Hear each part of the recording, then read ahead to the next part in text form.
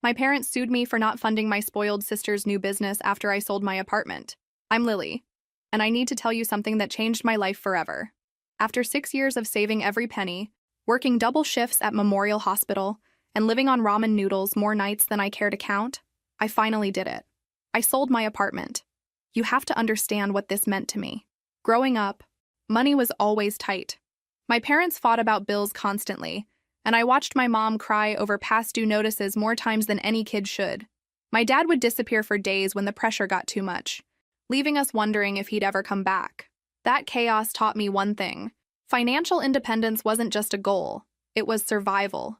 When I turned 22 and got my nursing license, I scraped together enough for a down payment on a tiny one-bedroom apartment across town.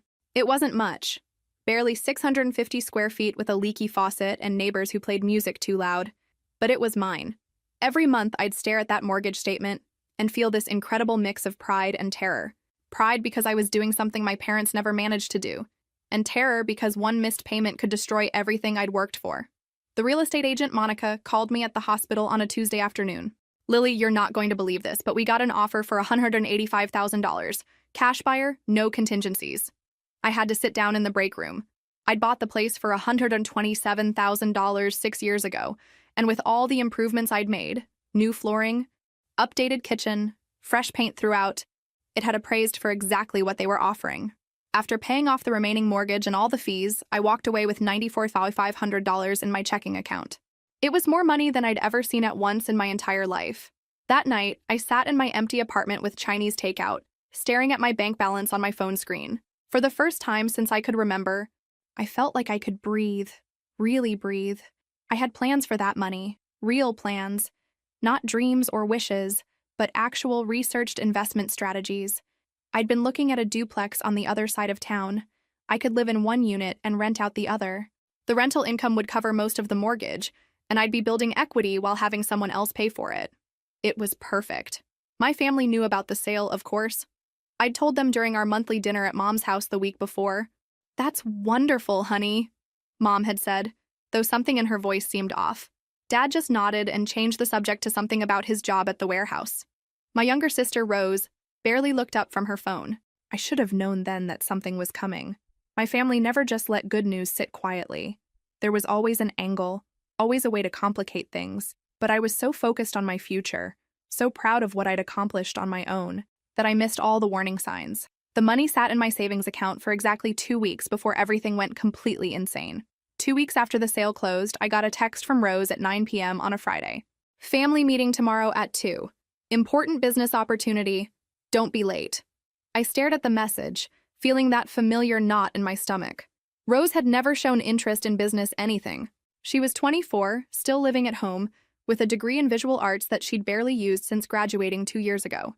While I was working 60-hour weeks to pay for nursing school, Rose was taking pottery classes and spending summers backpacking through Europe with money from Mom and Dad. Saturday afternoon, I walked into my childhood home to find Rose standing in front of an easel with poster boards covered in magazine cutouts and printed photos.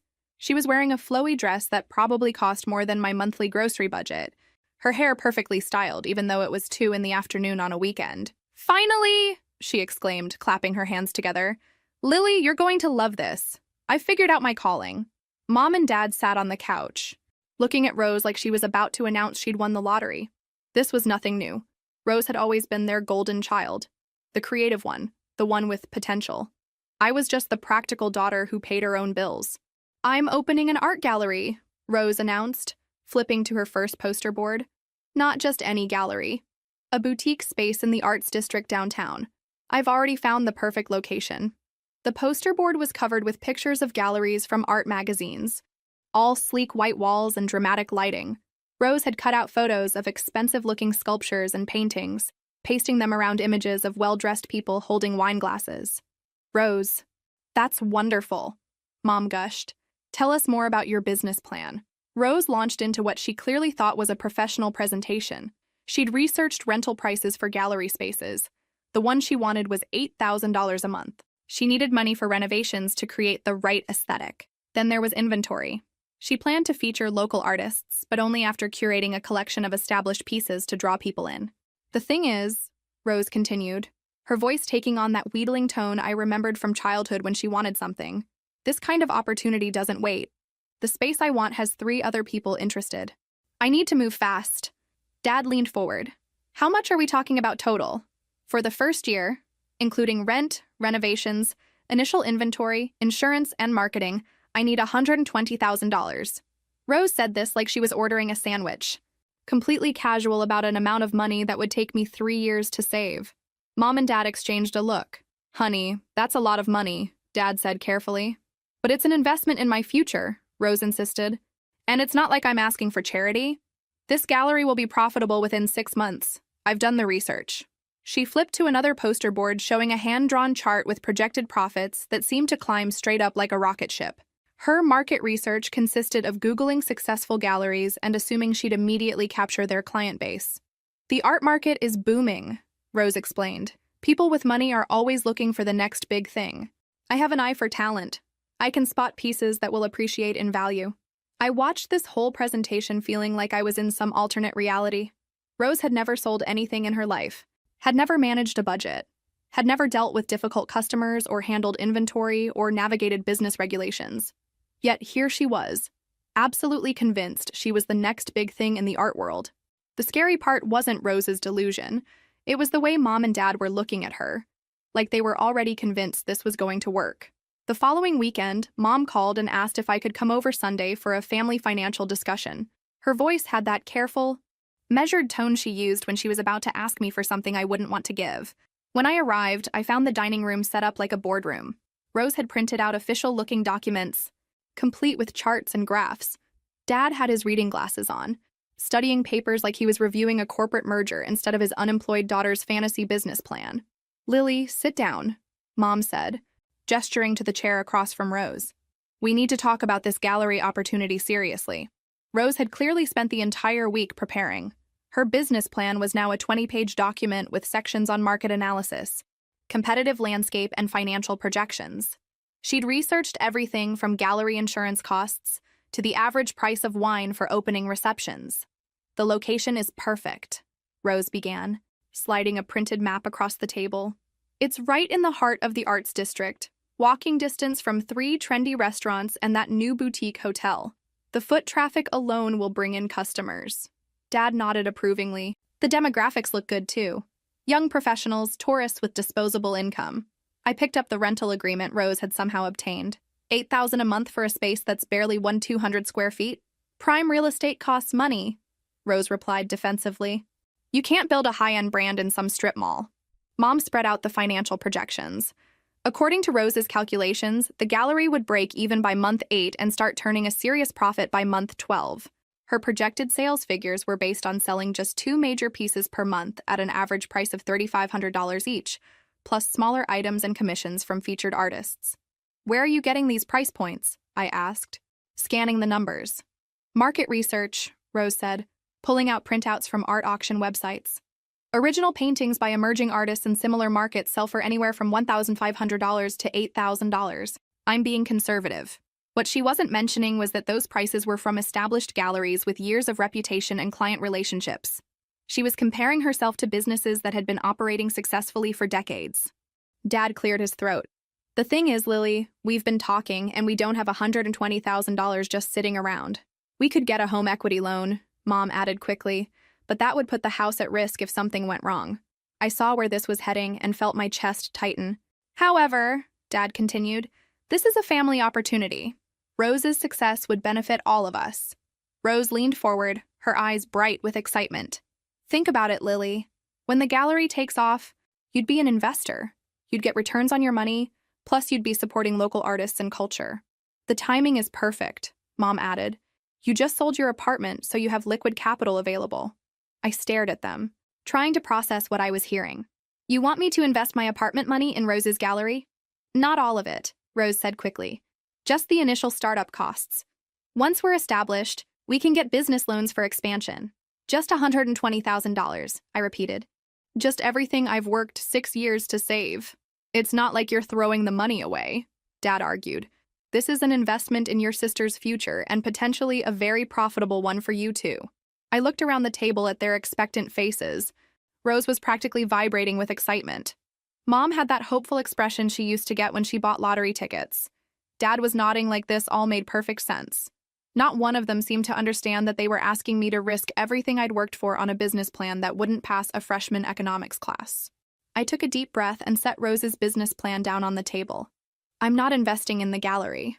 The silence that followed was deafening. Rose's face went from excited to confused to hurt in about 3 seconds.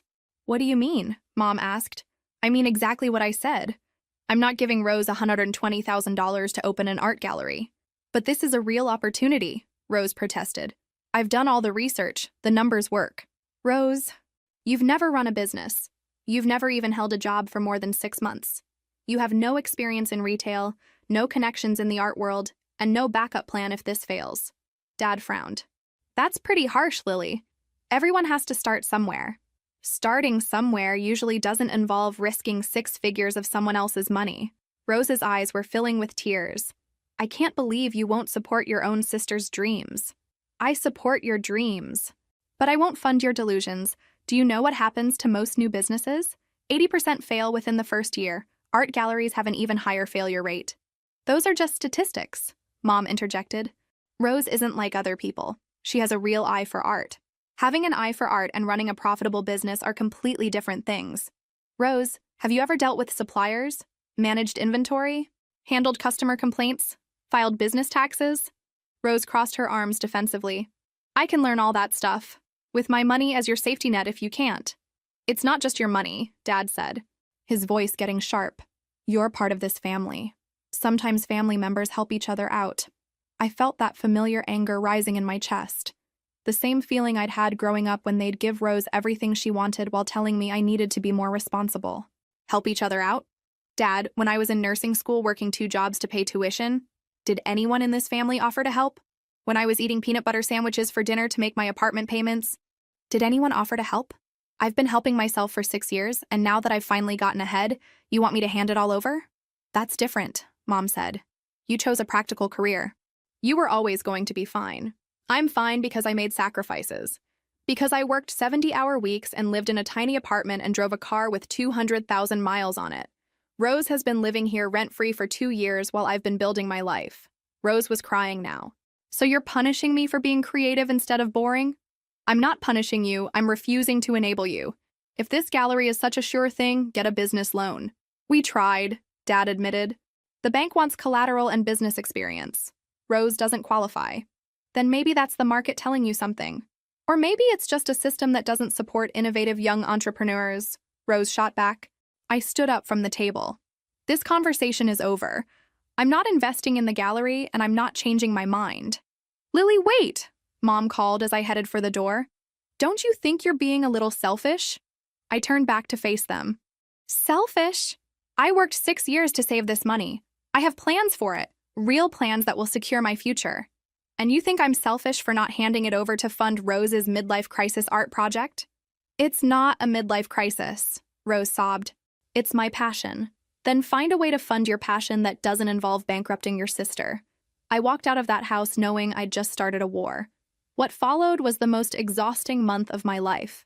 My family launched a coordinated campaign that would have impressed military strategists. It started with the guilt trips. Mom called me at work 3 times the first week, crying about how Rose was devastated and how I was crushing her dreams. She'd launch into stories about how Rose had always been such a sensitive, artistic child, and how this gallery was her chance to finally find her place in the world. You don't understand what rejection does to creative people. Mom sobbed into the phone during my lunch break on Tuesday. Rose hasn't eaten in 2 days. She's talking about giving up art entirely. Dad took a different approach. He'd show up at my apartment unannounced, usually around dinner time, with takeout from my favorite Thai restaurant. Then he'd sit at my kitchen table and explain, very patiently, why I was making a mistake. Look, kiddo, I get it. You worked hard for that money. But sometimes you have to take risks to get ahead. This gallery could make you a lot more than you'd earn from safe investments. Dad, I'm buying a duplex. That's not exactly a risky investment. Real estate is risky too. What if the market crashes? What if you can't find tenants? At least with Rose's gallery, you'd be diversifying. When logic didn't work, they brought in reinforcements. My Aunt Patricia, who I barely spoke to twice a year, called to tell me how disappointed she was in my selfishness. My cousin Jake, Rose's childhood friend, sent me a long Facebook message about how I was destroying family unity over money. Rose herself alternated between heartbroken victim and righteous artist. She'd text me articles about successful galleries, screenshots of positive comments from her art school friends, and long voice messages where she cried about how I was the only thing standing between her and her dreams. The manipulation reached peak intensity during week 3. I came home from a particularly brutal 12-hour shift to find my entire family in my living room. They'd gotten my spare key from the landlord by claiming there was a family emergency. "Intervention time," Rose announced, gesturing to the coffee table covered with printed testimonials from gallery owners, investment guides, and what appeared to be a petition signed by various family members and friends. "This is insane," I said, dropping my purse by the door. "You can't just break into my apartment." "We're not breaking in," Mom corrected. "We're having a family meeting." Dad held up a folder. "We've prepared some additional information that might change your mind." The additional information included a revised business plan with even more optimistic projections, letters of intent from 3 local artists promising to show their work at Rose's gallery, and a photocopy of an article about a gallery in Portland that had sold a painting for $50,000 in its first year. "See?" Rose said, pointing to the article. "This gallery started with almost no money, and look where they are now." I read the article. The gallery had been open for 8 years and was run by someone with 15 years of experience in art curation. "Rose, this person worked at major galleries in New York before opening her own place. You can't even balance your checkbook." "That's mean," Mom said. "Rose is very capable." "If she's so capable, why does she need my money?" That's when Rose played her trump card. She started sobbing, not just crying, but full-body sobs that shook the entire couch. "I can't believe my own sister hates me this much," she wailed. "All I want is a chance to build something beautiful, to contribute something meaningful to the world, and you want to destroy that because you care more about money than family." It was a masterful performance. Mom immediately went to comfort her. Dad glared at me like I'd just kicked a puppy. Even I felt a moment of doubt. But then I remembered all the times Rose had manipulated situations to get her way. All the promises she'd broken, all the responsibilities she'd avoided while I worked my ass off to build a stable life. "Get out," I said quietly. "Lily," Mom started. I said, "Get out. All of you. Now." They left, but the siege continued through texts, emails, and surprise visits for another week until I finally had to block their numbers and change my locks. The silence lasted exactly 1 week. Then I got served with legal papers at the hospital. I was in the middle of checking vitals on Mrs. Anderson in room 312 when a process server appeared at the door. "Lily Thompson? That's me. You're being served." He handed me a thick manila envelope and walked away, leaving me standing there with Mrs. Anderson staring at me curiously. My hands were shaking as I opened the envelope in the break room 10 minutes later. The lawsuit was filed by my parents, with Rose listed as a co-plaintiff. The title read, "Civil Action for Breach of Family Financial Obligations and Unjust Enrichment." I had to read it 3 times before I understood what they were claiming. According to their lawyer, I owed my family a portion of my apartment sale proceeds because I had lived with them until age 19 and had therefore benefited from their financial support during my formative years. They argued that my current success was built on their investment in my education and upbringing, making them entitled to a share of any profits I derived from property they had helped make possible. The legal language was dense, but the basic argument was that I was committing unjust enrichment by keeping money that rightfully belonged to the family unit. They were seeking $120,000 in damages, exactly the amount Rose needed for her gallery. But the part that really made my blood boil was their claim that I was violating established family financial solidarity principles and causing severe emotional and financial distress to Rose by refusing to support her business venture. They had actually taken me to court for saying no. I called in sick for the rest of my shift and spent the afternoon researching family law attorneys. The first 3 I called wanted retainers I couldn't afford. The 4th, Marcus Rodriguez, agreed to meet with me that evening. Marcus had a small office above a dry cleaner, but his credentials were solid. He specialized in family business disputes and had handled several cases involving financial conflicts between relatives. "I've seen this before," he said, scanning the lawsuit. "Desperate families sometimes file frivolous lawsuits hoping to pressure someone into settling. The legal claims here are pretty weak." "Weak how?" "Well, they're arguing that living with your parents until 19 created some kind of financial obligation. That's not how the law works. Parents have a legal obligation to support minor children, not the other way around. And even if you had received some benefit, you'd have to prove that benefit was given with the expectation of future repayment." He flipped through the pages. They're also claiming emotional damages for your refusal to invest in your sister's business. That's essentially trying to sue you for making a personal financial decision they don't like. So this will get thrown out? Probably. But you still have to defend against it. And frivolous or not, lawsuits are expensive and stressful.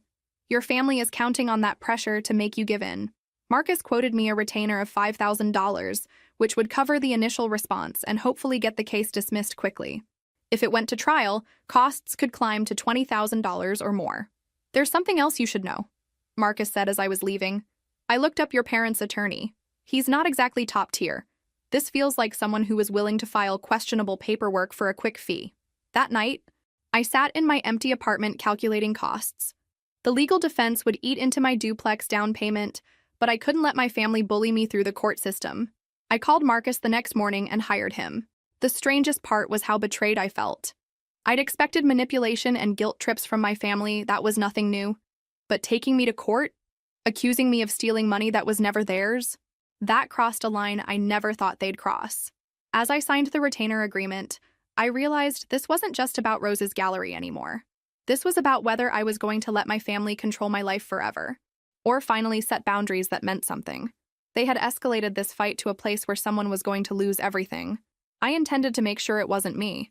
Marcus wasn't kidding when he said building a defense would be thorough. Over the next 2 months, we gathered every financial document from my adult life to prove my independence and self-sufficiency. I had to dig up bank statements from my first checking account at 19, showing deposits from my part-time job at a medical supply store while I was in nursing school. We documented every tuition payment I'd made, every rent check, every car payment. Marcus wanted to create an ironclad timeline showing that I'd supported myself from the moment I left home. The stronger we can make your independence case, the more ridiculous their claims look, he explained during one of our weekly meetings. What surprised me was how much evidence I had. I'd always been careful about keeping records, but seeing it all laid out was eye-opening. In 6 years, I'd paid over $180,000 in living expenses, tuition, and apartment costs entirely on my own. The only financial help I'd ever received from my parents was letting me live at home until 19, something millions of parents do without expecting repayment. The most interesting discovery came when Marcus subpoenaed my parents' financial records as part of discovery. It turned out they'd taken out a $35,000 personal loan to fund Rose's legal case and her attempted gallery opening. They're more desperate than I thought, Marcus said, reviewing the bank statements. They've already borrowed money against their house to pay for this lawsuit and give Rose startup capital. While we built our case, I watched Rose's gallery dreams play out in real time through social media. Despite not having my investment, she'd convinced my parents to fund a scaled-down version of her business plan. Instead of the prime arts district location, she rented a narrow storefront in a strip mall 20 minutes from downtown. The monthly rent was $2,400 instead of $8,000, but the foot traffic was essentially non-existent. The space had been a used bookstore, and Rose spent weeks trying to transform it into something resembling a proper gallery. Her Instagram posts documented the process. Photos of her painting walls white, assembling track lighting from a home improvement store, and arranging mismatched furniture she'd bought secondhand. She was trying so hard to create an upscale atmosphere in a space that would never support it. The grand opening happened on a Thursday evening in October. I didn't attend, obviously, but Rose posted dozens of photos. The event looked pathetic, maybe 15 people total, most of them family friends who'd come out of obligation. The artwork was a collection of pieces from local community college students, and a few landscapes Rose had bought from online galleries. Within a month, it was clear the gallery was failing. Rose's social media posts went from excited business owner to increasingly desperate sales pitches. She started offering special discounts and limited-time promotions on pieces that weren't selling. The irony wasn't lost on me. While Rose struggled to attract customers to her poorly located gallery, I was house hunting with a pre-approved loan and a clear investment strategy. The duplex I'd been eyeing was still available, and the rental market in that neighborhood was strong enough to cover most of my mortgage payments. Marcus kept me updated on the legal front. My parents' attorney had tried several procedural moves to drag out the case, probably hoping the mounting legal costs would force me to settle, but Marcus was prepared for these tactics. They're fishing, he explained. They know their case is weak, so they're hoping something in discovery will give them leverage. The discovery process was invasive, but ultimately worked in our favor. Every document we produced supported our narrative. I was a financially independent adult who'd worked hard for everything I owned. Meanwhile, their financial records painted a picture of parents who'd overextended themselves to fund both Rose's business venture and a frivolous lawsuit. They'd borrowed against their house, maxed out credit cards, and taken personal loans, all to avoid accepting that their adult daughter had made a reasonable decision not to fund her sister's risky business idea. 3 months after being served, I felt more confident about the legal case than I did about my family relationships. The lawsuit had destroyed any possibility of reconciliation, but it had also clarified something important. These people were willing to try to destroy my financial security to get what they wanted. That realization made me more determined than ever to win. The trial was scheduled for a Tuesday morning in February, 8 months after the initial lawsuit was filed. I took the day off work and met Marcus at the courthouse at 8 a.m. to prep for what he promised would be a straightforward hearing. "This is essentially a motion to dismiss with oral arguments," he explained as we walked through security. "The judge will hear both sides and decide whether their claims have any legal merit. If we're right about this being frivolous, it should be over quickly." The courtroom was smaller than I'd expected, with maybe 30 seats for observers. My parents and Rose were already there with their attorney, a thin man in an ill-fitting suit who looked like he'd rather be anywhere else. Rose had dressed for the occasion in what I assumed was her version of professional attire, a black dress with dramatic jewelry that looked more appropriate for an art gallery opening than a courtroom. Mom wore her church dress, and Dad had on the same suit he'd worn to my nursing school graduation. Judge Patricia Chen called the case at 9:15 a.m. My parents' attorney, William Garrett, stood first to present their case. "Your Honor, this is a matter of family financial justice. The defendant benefited for 19 years from her parents' investment in her housing, education, and development. She lived rent-free, received meals, utilities, and family support that enabled her to save money and eventually purchase real estate. Garrett argued that my success was built on a foundation my parents had provided, making them entitled to a share of the profits. He claimed that my refusal to help Rose constituted bad faith, dealing within a family financial partnership. The plaintiff's daughter needs $120,000 to start a legitimate business venture that would benefit the entire family unit. The defendant's refusal to provide these funds despite having the means to do so represents a breach of the implicit family support agreement that existed during her formative years." Judge Chen looked skeptical. "Are you arguing that adult children have a legal obligation to financially support their siblings' business ventures?" "We're arguing that in this specific case, given the family's history of mutual support and the defendant's ability to pay, her refusal constitutes unjust enrichment."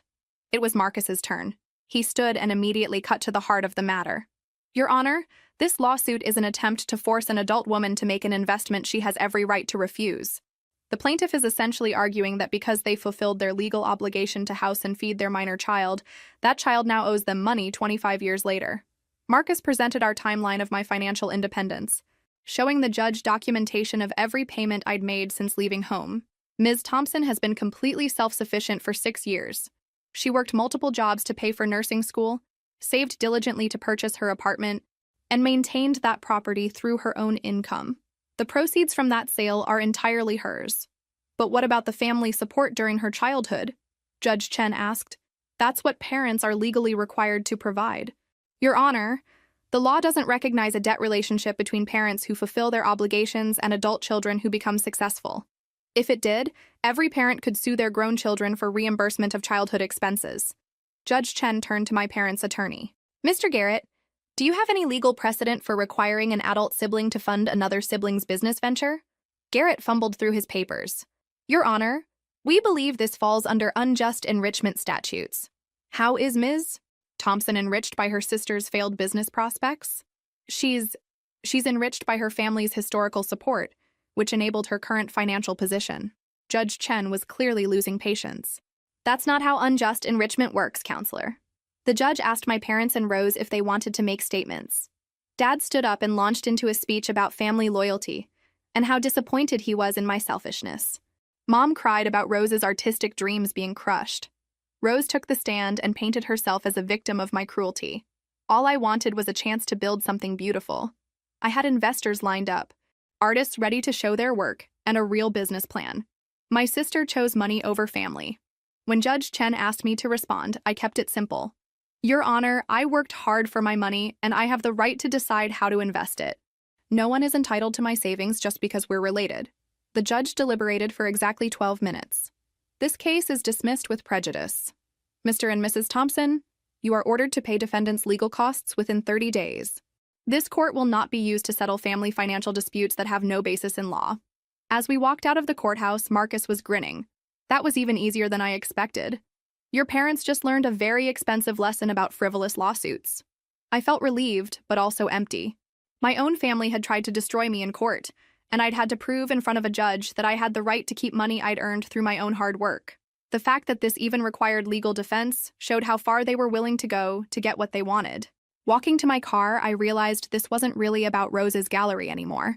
This was about control, about whether I was going to let my family dictate my financial decisions for the rest of my life. Today's ruling had settled that question definitively.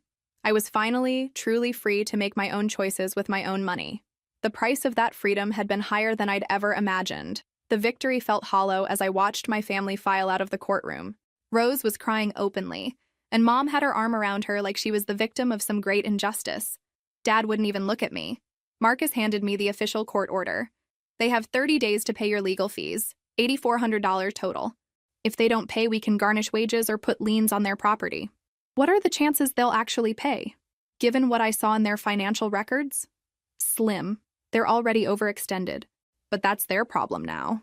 I drove home in a daze, trying to process what had just happened. I'd won completely. The judge had dismissed their case with prejudice, which meant they couldn't file the same lawsuit again.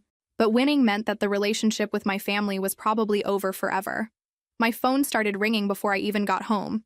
First Mom, then Dad, then Rose. I let them all go to voicemail. Mom's message was tearful. Lily, I can't believe you let it go this far. We're your family. How could you do this to us? Dad's was angry. You got what you wanted. I hope you're happy. You've destroyed this family over money. Rose's was the longest and most dramatic. Congratulations, you won. You successfully crushed your sister's dreams and tore apart our family. I hope your precious money keeps you warm at night because you'll never have us again. That evening, my friend Cassie from work came over with wine and Chinese food. She'd been following the whole saga for months. How are you feeling? She asked as we settled on my couch. Honestly, relieved and sad and angry. It's complicated. Your family sued you for not giving them money. There's nothing complicated about that being insane. Cassie was right. But it didn't make the pain go away. These were the people who'd raised me, who'd been at my nursing school graduation, who I'd thought would always be part of my life. The worst part is that they made me the villain, I said. In their minds, I'm the selfish daughter who chose money over family. They can't see that they chose Rose's fantasy over my financial security. The court order required my parents to pay my legal fees within 30 days, but I knew they didn't have the money. Their financial records had shown maxed out credit cards and loans taken against their house. They'd already spent more on this lawsuit than Rose's gallery had made in its entire brief existence. 3 weeks later, Marcus called with an update. They're requesting a payment plan. They want to pay your legal fees at $200 per month. That would take over 3 years. Exactly. You can accept it, or we can proceed with asset seizure. Given their financial situation, they probably can't come up with a lump sum. I agreed to the payment plan. I was done fighting with them, and I didn't want to be responsible for them losing their house. But the real consequence of the lawsuit wasn't financial. It was the complete breakdown of family relationships. Word spread through our extended family about the court case. Aunt Patricia stopped speaking to me entirely. Cousin Jake unfriended me on social media. Even family friends started treating me differently when they saw me around town. The narrative that emerged wasn't parent sue daughter for refusing to fund risky business venture. It was selfish daughter destroys family rather than help sister's art gallery. Rose played the victim perfectly on social media, posting vague messages about family betrayal and people who choose money over love. She never mentioned that she'd been part of a lawsuit demanding $120,000 from me, just that I'd refused to support her dreams. Meanwhile, her gallery continued its predictable decline. Without proper foot traffic or business experience, Rose was burning through the money my parents had borrowed. The last few pieces of artwork sat unsold in a space that looked more desperate with each passing week. I tried not to feel vindicated by her failure, but it was hard not to notice that every prediction I'd made was coming true.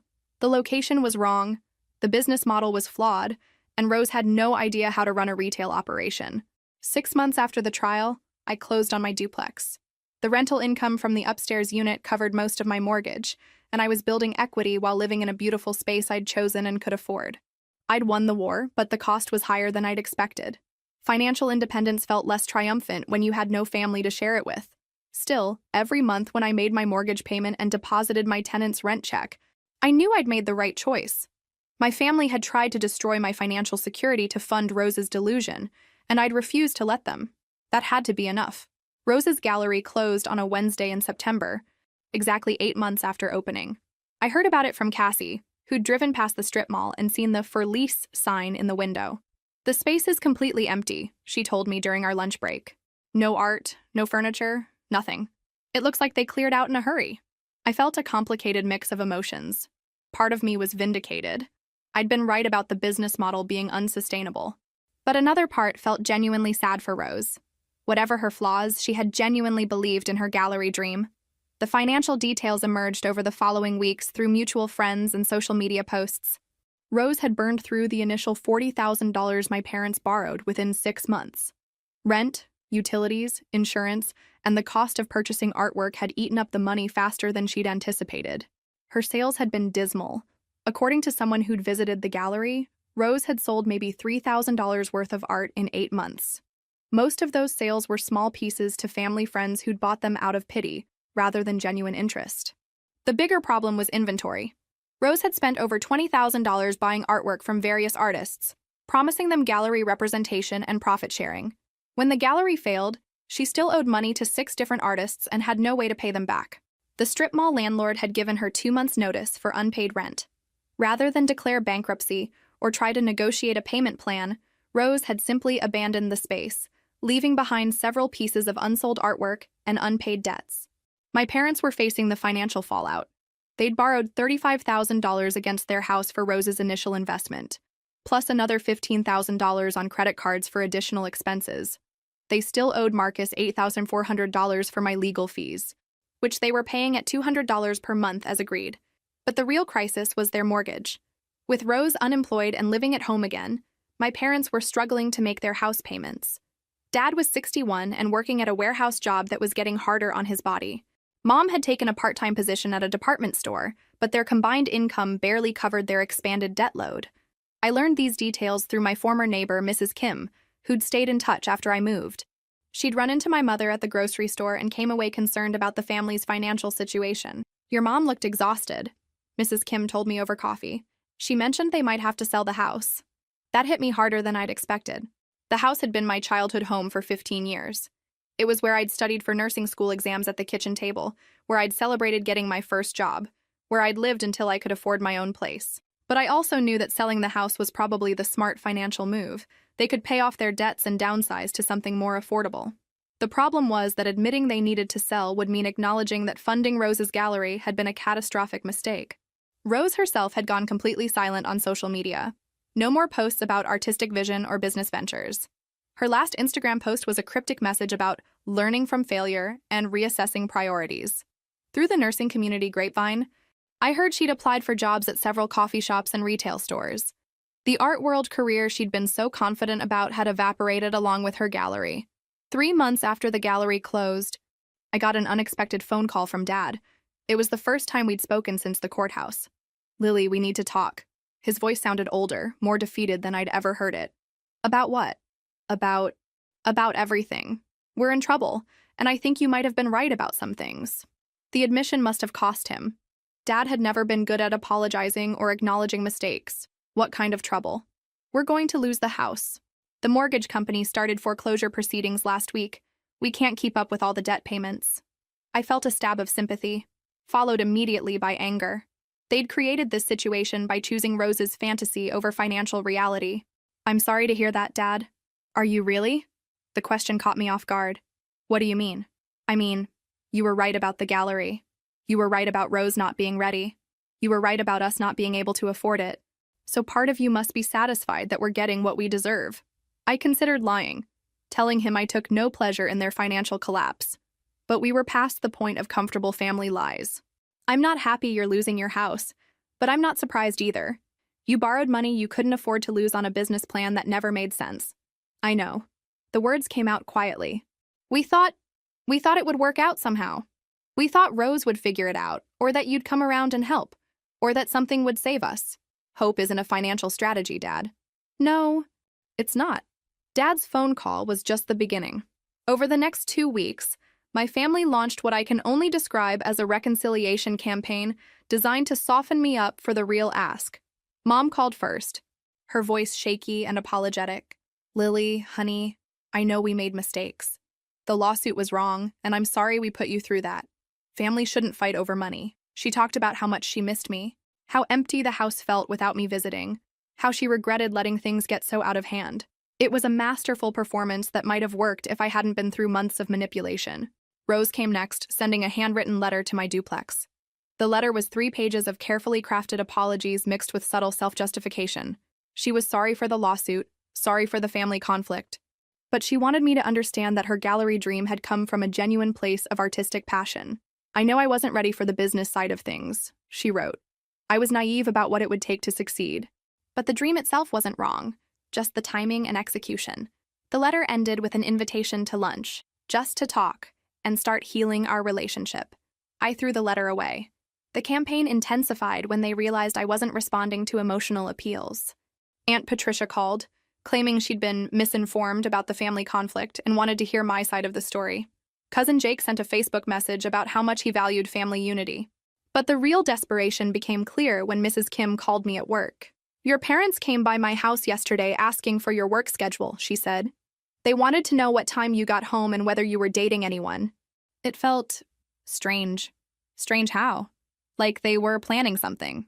"Your mother kept asking if I thought you seemed lonely, living by yourself." That evening, I came home to find my entire family sitting in their car in my driveway. When they saw me pull up, they got out and approached my front door like a delegation. "We just want to talk," Mom said before I could object. 5 minutes, that's all." Against my better judgment, I let them inside. They arranged themselves on my couch like they were staging an intervention, with Rose looking appropriately repentant and my parents wearing their most serious expressions. "We've been doing a lot of thinking," Dad began. "About the family, about money, about priorities. We realize we handled everything wrong," Mom added. "The pressure, the lawsuit, all of it. We were just so scared about losing the house and disappointing Rose." Rose spoke up, her voice carefully modulated. "I take full responsibility for my business failing. I wasn't prepared, and I let my emotions override common sense. The gallery was a mistake." I listened to their carefully rehearsed speeches, waiting for the real purpose of their visit. "The thing is," Dad continued, "we're in a really bad spot financially. The foreclosure is moving forward, and we'll probably lose the house within 60 days. But we've learned from our mistakes," Mom said quickly.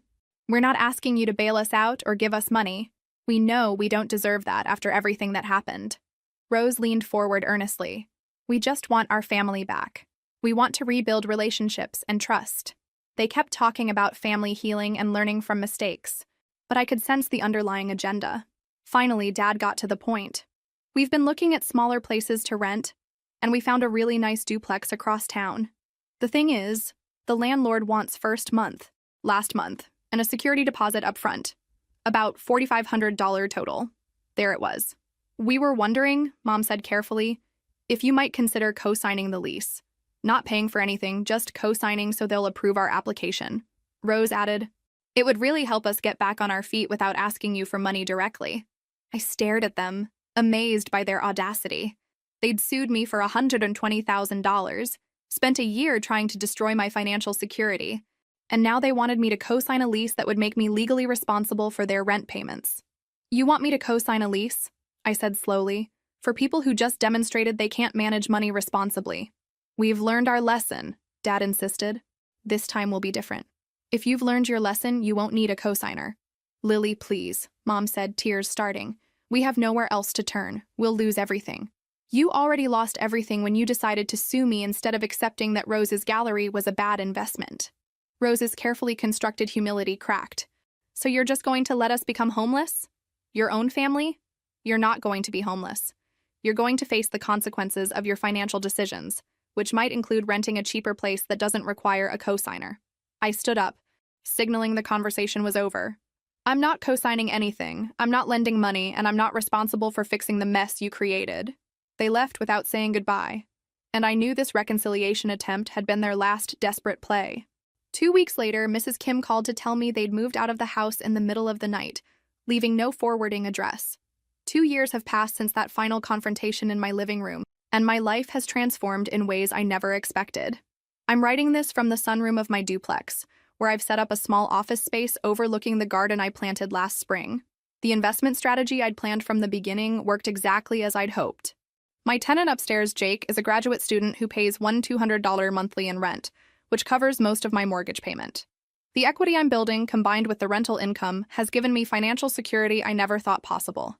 6 months ago, I made the decision to transition to freelance nursing. I work with 3 different agencies, picking up shifts at hospitals across the city when I want them. The flexibility is incredible. I can work intensively for a few weeks, then take time off to travel or pursue other interests. My housing costs are so low that I don't need the traditional full-time job security most people require. I used some of my remaining savings to take a course in medical writing, and I've started doing freelance work for healthcare publications. It turns out that combining nursing experience with writing skills is quite valuable in today's market. I'm making more money working fewer hours than I ever did in traditional hospital employment. The duplex itself has become a real home. I renovated the kitchen last year, adding granite countertops and stainless appliances. The backyard garden produces enough vegetables to supply both units. And I've started a small herb business selling to local restaurants. Every improvement I make increases the property value, creating a positive cycle of investment and return. As for my family, I've pieced together their story through occasional updates from mutual acquaintances and Mrs. Kim, who stays in touch despite their abrupt departure. They lost the house to foreclosure as expected. The bank sold it at auction for less than they owed, leaving them with additional debt. They ended up renting a small apartment in a complex across town, paying month to month because no landlord would approve them for a lease given their credit situation. Dad was forced to take early retirement when his warehouse job became too physically demanding. At 63, he's collecting reduced Social Security benefits and working part-time at a hardware store.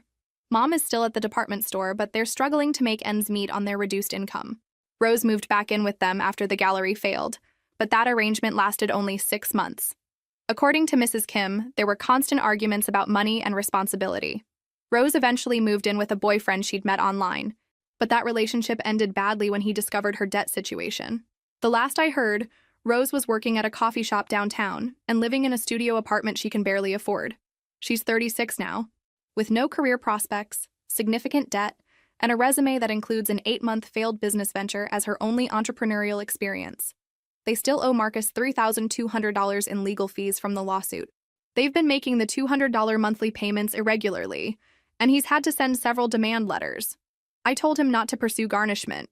I just want them to meet their obligation, even if it takes years. The most telling detail came from Mrs. Kim's last update. My parents have been telling people that I abandoned the family during their time of need. Even now, facing the consequences of their own financial decisions, they can't accept that they created this situation by demanding I fund Rose's unrealistic dream. I don't feel vindicated by their struggles, but I don't feel guilty either. Every choice they made, from pressuring me to invest in the gallery to filing that ridiculous lawsuit, was designed to transfer their financial problems onto me. I refuse to participate in that transfer, and they're dealing with the natural consequences. My life now is exactly what I'd hoped for when I sold that first apartment. I have security, flexibility, and independence. I'm building wealth steadily through real estate investment while pursuing work that interests me. I travel when I want to, spend money on things that matter to me, and sleep well knowing my financial foundation is solid. The cost was higher than I'd expected. I essentially lost my entire family. But looking back, I realized that the family relationships I lost were built on my willingness to sacrifice my own interests for theirs. Once I stopped doing that, there was nothing left to sustain the connection. Sometimes I wonder if Rose could have succeeded with a different business model, better location, and realistic expectations. But that's not the business she wanted to run. She wanted to skip the hard work of building experience and jump straight to being a successful gallery owner, funded by someone else's money. I chose financial security over family harmony, and I'll never regret that choice. My family tried to make me responsible for their financial problems, and I refused. 2 years later, I'm thriving while they're still dealing with the consequences of trying to build dreams on someone else's foundation. Independence isn't just about having money. It's about having the courage to protect what you've built, even when the people you love are asking you to destroy it.